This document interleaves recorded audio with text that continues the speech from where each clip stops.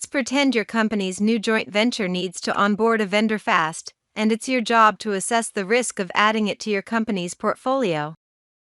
Vendor which NewCo is rushing to onboard is Swipe Point of Sale Systems, or Swipe for short. Unfortunately, Swipe is not yet a member on the CyberGRX exchange.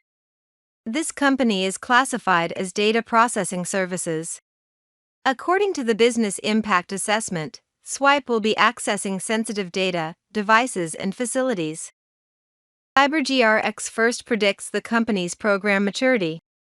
Program maturity is a measure of a company's investment in its people, processes, and technologies in support of securing its enterprise.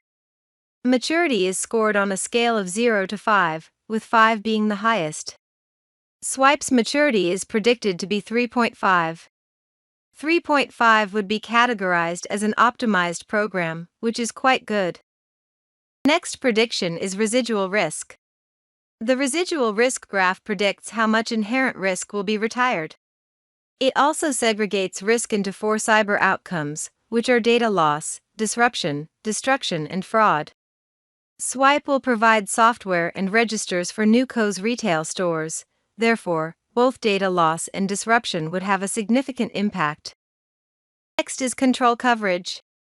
CyberGRX predicts the percentage of controls a vendor will have deployed from each control group. The coverage percentages for Swipe seem reasonable, with the exception of the operational and core groups. Fourth and final prediction is critical control findings. Findings are predicted by first identifying the most critical controls for a given third party's industry and demographic profile. Next, the analytic calculates its confidence that the control isn't deployed.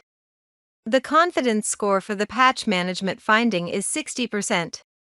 Another way to think of it could be 6 out of every 10 vendors with the exact same profile as Swipe are highly likely to not have patch management deployed.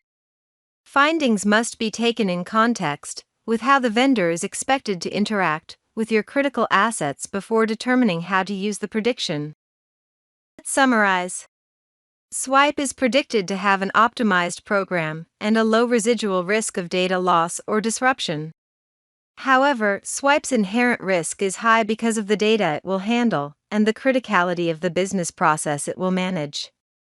Additionally, CyberGRX is pretty confident in its prediction that Swipe will not have adequate patch management. Is it possible to simultaneously minimize my exposure while helping new company meet its strategic timeline?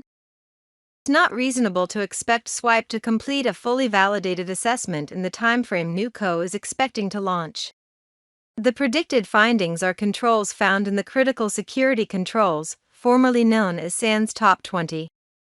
If Swipe were able to upload evidence of their deployment and further agree to complete the remainder of the assessment soon after the contract is signed, could conditional approval be granted?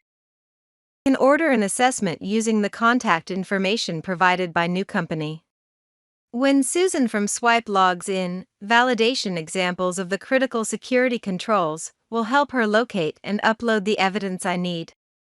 By using the CyberGRX assessment to provide the artifacts I need for the onboarding, Susan has both a secure way to deliver them, and she's also making progress towards completing her fully validated assessment, which was a condition of the approval.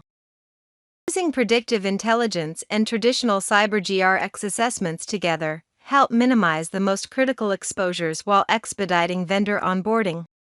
Vendors can then complete the full assessment when time allows for it to be performed properly, providing you and your vendor the best of both worlds. For more information about predictive intelligence and other third-party cyber risk solutions, please visit our website at cybergrx.com.